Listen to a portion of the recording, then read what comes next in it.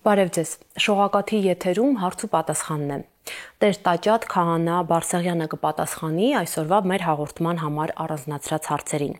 Մինչ քահանայի տեսակապով միանալը հակիրճ անդրադառնամ դրանց։ Աբրահամի գոգը ում համար է, մարդու կյանքում պահապան հրեշտակը երբվանից է կարգվում, քրիստոնյան կարող է ընդունել մուսուլմանի նվերը, աստվածավախ աստվածասեր կան տարբերություններ, ինչի մասին է Եսայու մարգարեության 65-րդ գլուխը, նշանդրեքը եկեղեցական արարողություն ունի արդյոք։ Տերայր օրհնեցեք։ Աստված օրհնի։ Ում համար է նախատեսված հայր Աբրահամի գոգը, Արմեն Ումրիկյանի հարցն է, խնդրեմ։ Մեր Տեր Հիսուս Քրիստոսը շատ գեղեցիկ առակ է պատմում, աղքատ Լազարոսի առակը, որտեղ որ նկարագրում է, որ երկու տարբեր իրականություններ։ Մեկը հարուստ էր, որը հագնում էր ծիրանի եւ բեհեզ, իսկ մյուսը աղքատն էր, Լազարոսն էր։ Եվ ահա գալիս է այս երկուսի մահվան պահը, երկուսն էլ մահանում են։ Հարուստը, որը որ անգամ չէր հյուրընկալել Լազարոսին կամ ոչ մեկին, ընկնում է դժոխք, այսինքն ողորմություն չէր ունեցել։ Իսկ աղքատը, որը չէր տրտմել այդ իր կարգավիճակից, այլ ճիշտ հակառակը միշտ փառք էր տվել Աստծուն, պարզվում է, որ հայտնվում է Աբրահամի գոգում։ Աբրահամի գոգ այստեղ երանության վայրն է։ Պատկերացրեք հրեաների համար ինչ մեծ երանություն է Աբրահամի հետ, Աբրահամի գոգում լինել։ Եվ մեր Տերն ասում է, եւ ահա հյուսիսից, հարավից, արևելքից, արևմուտքից կգան եւ կբազմեն Աբրահամի, Իսահակի եւ Հակոբի հետ։ Աթանաս մեծ հայրապետը, Աստվածաշունչ կանոնականացնողը, նոր կտականի կանոնականացնողը շատ հետաքրքրական է այս ամենը մեկնում։ Ասում է Աբրահամի գոգը դա երանության վայրն է եւ մեղավորները, չարերը, որոնք չեն արժանացել Աստծու ողորմության, Աստծու գթությանը, իրար չեն տեսնում, չարերն իրար չեն տեսնում, այլ միայն տեսնում են բարիներին։ Եվ ահա Աստված տարավ եւ չարերին ներկայացրեց բարիներին նստեցրեց, որպեսզի չարերը անդադար տեսնեն եւ այդ մխիթարությունը չունենան։ Ինչպես որ մեր Տերը Ադամին եւ Եվային բերկրության դրախտից, փափկության դրախտից անելով եւ նրանց բնակեցրեց դրախտի առջևը, որպեսզի անդադար հիշի եւ որպեսզի այդ հիշողությամբ ինքը մեծագույն զղջումն ու ապաշխարություն ունենա, ահա այդ նույն օրինակով հարուստին տանում է եւ անդադար ցույց է տալիս Լազարոսի վիճակը։ Ինչու՞։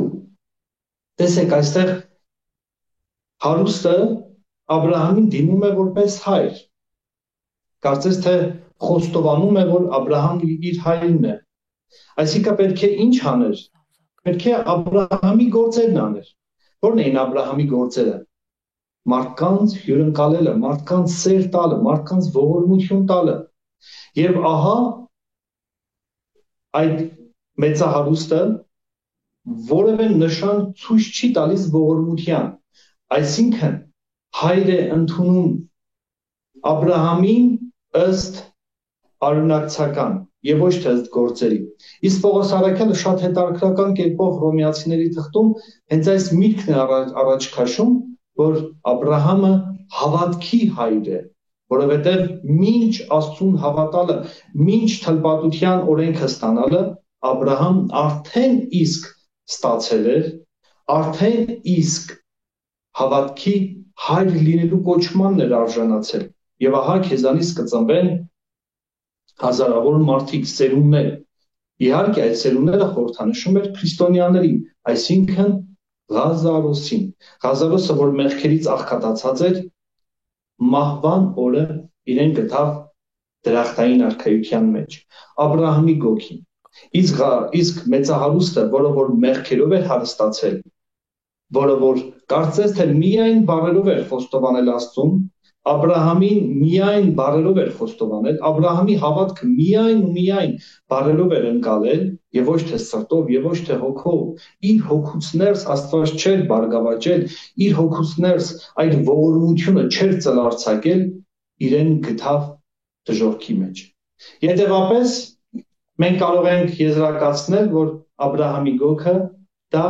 երանության վայրն է, որտեղ որ իրենց հանգրվանն են գտնում Քրիստոսով հավատացածները, Քրիստոսով մխիթարվածները եւ Աստծո վրա իրենց կատարյալ հույս դրածները։ Ընթերցեմ Արմենի երկրորդ հարցը. Մարդու պահապան հրեշտակը որ պահից է կարգվում եւ ինչ կարող է անել կամ փոխել մեր կյանքում։ Շատ բարի, շատ գեղեցիկ հարց է։ Պահապան հրեշտակը մեզ պահպանությամբ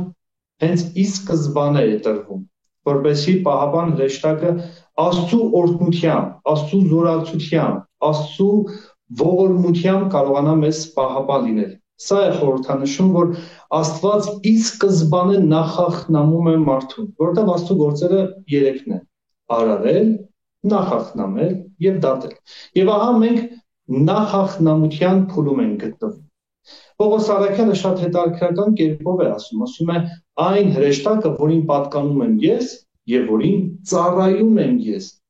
Իսկ Պետրոս Առաքյալի մասին, երբ որ բանտից ազատվեց, կարծեցին, թե նրա հրեշտակն է։ Իսկ մեղտերը շատ գեղեցկագույն կերպով բացում է այս տողը եւ ասում է նրանց այս մանուկների հրեշտակները անդադար տեսնում են իմ հորը, որ երկնքում է։ Այսինքն հրեշտակը ի սկզբանե տրվում է մարդուն, որպեսզի մարդը պահպանություն գտնի Աստծո կողմից։ Սակայն սա չի նշանակում, որ մարդը որևէ գործ չպետք է անի։ Ճիշտ հակառակը, ամեն ինչ տրված է մարդու ազատ կամքին։ Հրեշտակը միայն ու միայն պահպանության գործն է անում։ Մեր աղոթներն է առաքում առ Աստված, հասցնում է առ Աստված, եւ ինչպես հայտնության գրքում է ասում, եւ նրանց ձեռքի ծուխը, ինչպես սրբերի աղոթքը բարձրացավ Աստծո առջև։ Այսինքն, երբ որ հրեշտակը գալիս է մեզ պահապան լինելու, Աստծո օգնությունն է փոխանցում մեզ։ Եվ երկրորդ հրեշտակը քրիստոնյաները ստանում են մկրտությամբ։ Ահա հենց այդ պատճառով գերեզմանակարերի վրա եւ գլխակար եւ ոտքերի քար է դրվում, որը խորհրդանշում է երկու պահապան հրեշտակների։ Մեր Տիրոջ Հիսուս Քրիստոսի հարության ժամանակ մի հրեշտակը նստել էր սնարի մոտ, իսկ մյուսը ոտքերի մոտ։ Ահա հենց այս է պատճառը, որ մենք մշտապես Աստծո օգնության, Աստծո զորավիգության ներքո ենք գտնվում։ Աստված զորացնում է մեզ իր հրեշտակով, եւ մեր Տերը որպես կատարյալ մարդ լինելով, նաեւ կատարյալ Աստված լինելով, որպես մարդ լինելով զորանում էր հրեշտակներից։ Այն, որ ստեղծեց երկինքն ու երկիրը, ամբողջ զորքերը, ամբողջ հրեշտակային գունդը մատնության օրը, չարչարանքների օրը, ձերբակալության օրը, աղոթքի ժամին զորանում էր հրեշտակների կողմից։ Հրեշտակն էր նրան զորացնում, ցույց տալու համար, որ նա կատարյալ մարդ է։ Ահա հենց այդ նույն օրինակով մենք ենք Աստծո կողմից զորացություն, զորություն ստանում, որպեսզի Աստված անդադար կարողանա մեզ օգնության հասնել։ Այսինքն մարդը իր ծննդյան օրից, իր մայրիկի արգանդում արդեն իսկ հրեշտակների Աստծո պահպանության ներքո է։ Մարին, ով ընտանիքի հետ ապրում է Ֆրանսիայում, հարց ունի. Ռամադանի ավարտին Մարսելում ապրող մուսուլմանները ընդունված կարգի համաձայն քաղցրավենիք են բաժանել մարդկանց։ Քրիստոնյան կարող է ընդունել նման նվեր։ Շատ բարի։ Ռամադանը մուսուլմանների մոտ 5 հիմնասյուներից մեկն է։ Աղոթք, ողորմություն, ծոմապահություն կամ Ռամադան, ուխտագնացություն եւ ջիհադ, սրբազան պատերազմ, որը պետք է բոլոր անհավատներին կոտորել։ Ահա այս 5 հիմնասյուներից մեկն է։ Ռամադանը դա իրենց 9-րդ ամիսն է, որտեղ որ Մուհամեդ մարգարեն իր հայտնություններն էր ստացել եւ Ռամադանին էր Մուհամեդը Մեքքայից փախել Մեդինա։ Ռամադանի ամենակարևոր օրը իրենց համար դա 27-րդ օրն է։ Ըստ մուսուլմանների Աստված հենց 27-րդ օրն է որոշում մարդու ճակատագիրը։ Այսինքն Աստված է այդտեղ մարդու ճակատագիրը որոշողը։ Ռամադանը իրենց համար ծոմապահության շրջան է, այսինքն ինչպես Ղուրանն է ասում, այն պահը, երբ որ սև թելը սպիտակից չի տարբերվի, դա ծոմապահության շրջան չէ։ Հենց որ տարբերվեց, այսինքն աչքերով տեսան սև ու սպիտակը եւ տարբերեցին, Ռամադանը սկսվում է։ Ռամադանը տևում է մոտ 28-ից 29 օր, որտեղ մուսուլմանների մոտ լուսնային ամիս է։ Եվ 28-29 օրերի ընթացքում նրանք այդ ցերեկվա ժամերին ոչ ուտում են, ոչ խմում են, այլ միայն ծոմապահության մեջ են ապրում։ Եվ Ռամադանի ընթացքում, ինչպես Ղուրանն է ասում, ով Ռամադանը պահեց, ով ծոմապահությունը պահեց, միանգամից դրախտային վիճակում է հայտնվելու մահվանից հետո։ Այսինքն սա մեզ ցույց է տալիս, որ Ռամադանը կրոնական իրողություն է, իրենց մուսուլմանների ամենասիրած կրոնական իրողություններից մեկն է։ Եվ մուսուլմանները, երբ որ որևէ մի քրիստոնյայի, որևէ մի անհատի ողորմություն են անում, նշանակում է հետևյալը, ժողովուրդ ջան, որ իրենք ակնկալիք ունեն, որ այդ քրիստոնյային դարձնել մուսուլման, որտեղ ըստ իրենց օրենքի իրենք իրավունք չունեն այլակրոնին ողորմություն անել։ Միայն կարող են այլակրոնին ողորմություն անել այն դեպքում, երբ որ իրենք արդեն նպատակադրված հույս ունեն, որ պետք է այդ քրիստոնյան դառնա մուսուլման։ Եվ քրիստոնյաներն իրավունք չունեն որևէ կերպ մասնակից լինել ոչ միայն իրենց կրոնական ծեսերին, այլ նաև այդ ծեսերից ստացված որևէ մի բան ընդունել։ Որն է աստվածավախի եւ աստվածասերի տարբերությունը, Մարտինի հարցն է։ Աստվածավախի եւ աստվածասերի, շատ բարի։ Հովհաննես Ավետարանի իր ընթանական թղթերում ասում է, ով սիրում է Աստծուն, նա երկյուղ չունի, Աստծուց երկյուղ չունի։ Ինչու՞, որովհետեւ մենք կարիք չունենք Աստծուց վախենալու։ Մենք կարիք ունենք Աստծուն սիրելու, որովհետեւ ինքը նախ առաջինը մեզ սիրեց։ Սուրբ Գրիգոր Տաթևացին 3 աստիճան է բերում։ Սիրո 3 աստիճան։ Առաջինը դա վախի աստիճան է, ստրկական աստիճան է, ծառայական աստիճան է։ Սկիզբ իմաստության երկյուղ տյառը, ասում է առակողը։ Եվ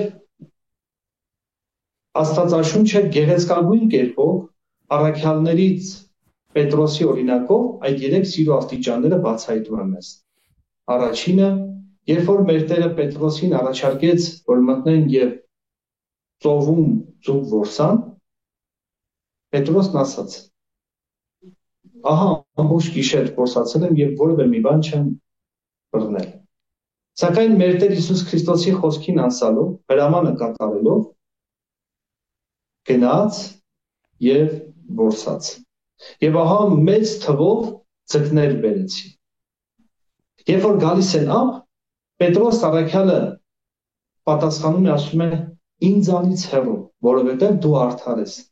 Ահա այստեղ սկսում է սիրել, բայց առաջին աստիճանն է, վախի աստիճանը, որը կատարյալ չէ։ Սերը, բայց կատարյալ չէ։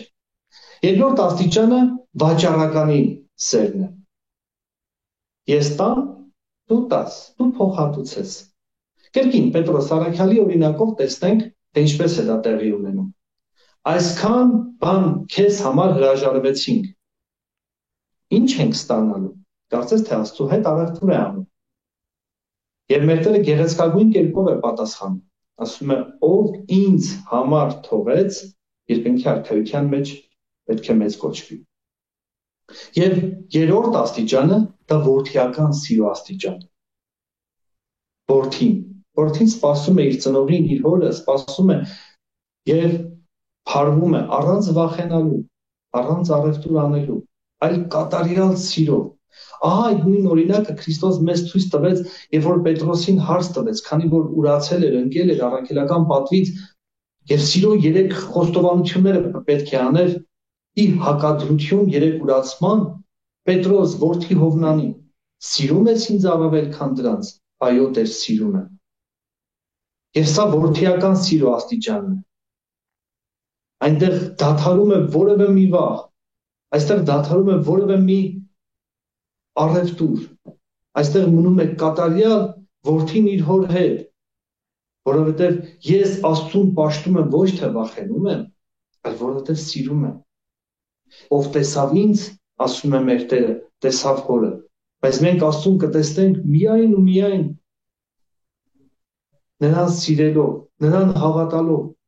ինչպես Հարուհապետը խաչելության ժամանակ տեսավ եւ հավատաց, արդարև սա է որդին Աստծո։ Եվ մեծ քրիստոնեության քարոզիչը դառավ, մեծ քրիստոնեության քարոզիչը դառնալով հազարավոր մարդկանց դեպի Քրիստոսի սերը բերեց։ Հենց այս տեսակ սեր է Աստված մեզանից ուզում, որպեսզի մենք իրեն նվիրվենք ոչ թե վախենալով, այլ սիրելով։ Երկրպագենք ոչ թե վախենալով, այլ սիրելով։ Անժելա Սարգսյանը խնդրում է մեկնաբանել Եսայու մարգարեության 65-րդ գլխում գրված հետևյալ հատվածը. այս ժողովուրդը աղյուսների վրա խունկ էր ծխում գոյություն չունեցող դևերին։ Եվ նաև ընդունելի է արդյոք, երբ մենք մեր տներում խունկ ենք ծխում։ Խունկը 140-րդ Սաղմոսի 2-րդ համարում նկարագրում է այսպես. ուղիղ եղեցին աղոթքին որպես խունկ առաջի քո Տեր, համբարձում ընձեռած իմոց պատարագ երեկոյի։ Քո աղոթքը խունկի առջև բարձանում է Աստծո առջև։ Եվ Հայտնության գրքում ահա այսպես է նկարագրում, ասում է եւ մի հրեշտակ ելավ եւ նրան շատ խունկ տվեց, որպեսզի աղոթ մատուցի սրբերին Խորանի առջև եւ խնկի ծուխ ինչպես սրբերի աղոթ բարձրացավ Աստծո առջև։ Այսինքն խունկը այստեղ խորհրդանշում է աղոթքը, սրբերի աղոթքը։ Սակայն ինչպես յուրաքանչյուր պարագայում մենք կարող ենք սրբությունը օգտագործել չարության համար, ահա հենց այս պարագայում մարդիկ խունկը օգտագործում են չար դևերին իրենց երկրպագությունը մատուցելու համար։ Իհարկե, մենք կարող ենք մեր տներում խունկ ծխել, Աստծուն աղոթք բարձրացնել, Աստծո առջև աղոթք անել, որտեղ մեր միտումը Աստծուն երկրպագելն է, Աստծուն փառավորելն է, Աստծուն աղոթելն է, որպեսզի մեր Տերը այդ աղոթների միջոցով կարողանա մեզ իր մեծագույն ողորմությունը սփռել, իր մեծագույն սերը սփռել։ Իհարկե կարող ենք մեր տներում խունկ ծխել, որտեղ մեր միտումը Քրիստոսին երկրպագելն է եւ ոչ թե դևերին։ Օսեի մարգարեության մեջ 3-րդ գլխի 1-ին համարում ասում է սիրում են նայել իրենց աստվածներին եւ չամիչով պատրաստված բլիթներին սիրում ուտել։ Տեսեք, հեթանոստերի մոտ չամիչով պատրաստված բլիթները ուղղակիորեն զոհաբերություն է եղել չաստվածներին, հեթանոսական չաստվածներին։ Մենք երբ որ ուտում ենք չամիչով բլիթներ, մենք ուտում ենք որպեսզի կշտանանք, մեր միտումը ուրիշ է, հեթանոսական միտումը լրիվ ուրիշ է։ Իրենք չամիչով բլիթներ են պատրաստել եւ կերել են, որպեսզի զոհեր մատուցեն չաստվածներին, մենք երբ որ ուտում ենք, մենք ցանկանում ենք կշտանալ։ Այդ նույն օրինակով, երբ որ հեթանոսները չաստվածներին խունկեր են ծխել, դա իրենց միտումը եղել է, որպեսզի իրենց չաստվածներին երկրպագեն։ Սակայն երբ որ մենք ենք խունկ ծխում, մեր միտումը Աստծուն աղոթելն է, որևէ առնչություն չունի հեթանոսական ծեսերի հետ։ Սամվելի հարցն ընթերցեմ, որով ավարտենք այսօրվա հաղորդումը։ Եկեղեցական ինչ արարողությունն է հատուկ նշանդրեքին։ Նշանդրեքը, սիրելի հավատացյալներ, ինքը նախորդում է պսակին եւ մեր մաշտոցում գեղեցկագույն կերպով է բացատրում, ասում է ինչպես ծաղիկը ծառը պտղաբերելուց առաջ նախ ծաղկում է եւ այնուհետեւ պտղաբերում։ Ահա նշանդրեքը մեր հայրերն ասում են այդ նույն ծաղկելն է, որ պետք է պտղաբերվի ամուսնությամբ։ Նշանդրեքի ժամանակ մատանի են դնում, մատն է մատին, աջ մատն է մատին, քանի որ 4-րդ մատից, այսինքն մատնեմատից զարկերակ կա, երակ կա, սիրտ տանող, ցանկացել են ցույց տալ, որ սիրով են, սրտով են կապված իրար հետ։ Նաև մեր ավանդության մեջ բերել են ապարանջան, գինդ եւ քող, որ ապարանջանը խորհրդանշել է ձեռքով իրար կապված լինելը։ Գինդը խորհրդանշել է կնոջ հնազանդությունը, լսելը իր ամուսնուն։ Եվ ահա տեսեք, այս գեղեցկագույն ամեն ինչը կապված է եղել եկեղեցու եւ քահանայի հետ։ Նստեցրել են երկուսին, նշանածներին, նստեցրել են իրար դեմ, որպեսզի ծածուկ չլինի, որովհետեւ նախապես քահանան պետք է հարց տա։ Համաձայն ես, որովհետեւ այն պատկերացումները, որ մեր ազգի մեջ կեղծ պատկերացումները, որ կան, որ առանց տեսնելու պսակել են իրար հետ, առանց ճանաչելու, առանց հավանության տալու, իրականության հետ որևէ առնչություն չունի, որտեղ եւ մաշտոցում, եւ կանոններում նշանվածները եւ ամուսնացածները պետք է իրար ճանաչեն, պետք է հավանություն տան, իրար դեմ արդեմ նստեցնելով հետեւյալն է խորհրդանշել ժողովուրդ ջան, ծածուկ չի արվում, այլ բացի արվում, վկաների ներկայությամբ։ Մի տենդենց ենք մենք նկատում, որ ժողովուրդը կամաց իր ամեն ինչը կապում է եկեղեցու հետ։ Եթե տարիներ առաջ 40-ը միայն տանն էին նշում, երեխայի 40-ը տաճար ընծայումը, այսօր բերում են գրեթե ամեն օր տաճար ընծայում ենք։ Ինչի հետ է կապված, որտեղ մարդիկ կամաց գալիս են դեպի եկեղեցի։ Նույնն էլ նշանդրեք, բավականաչափ նշանդրեկի արարողություններ կան, որը որ առաջնորդվում ենք մենք Մաշտոց Ծիսամազյանով։ Թարմերով սկսում ենք, իրար դեմ արդեմ նստում են, նշանավ Սուրբ Խաչի շարականի երգեցողությամբ, աղոթքը կարդացվում է եւ այնուհետեւ ոտքի են կանգնում, մատանին տղային ենք տալիս, որպեսզի աղջիկա աջ մատնեն մատին նշան դնի։ Ինչու՞։ Սա խորհրդանշում է, որ արդեն աղջիկը նշան դրած ունի եւ այլևս որևէ մեկը չի կարող գալ նրա մոտ խնամախոսության, որովհետեւ ինքը արդեն ընտրյալ ունի։ Շնորհակալ եմ Տեր Այր մեր հաղորդմանը մասնակցելու համար։ Աստված օրհնի։ Տեր Տաճատ քահանա Բարսեղյանն էր տեսակապով միացել մեզ։ Մենք կհանդիպենք հաջորդ կիրակի։ Հաջողություն։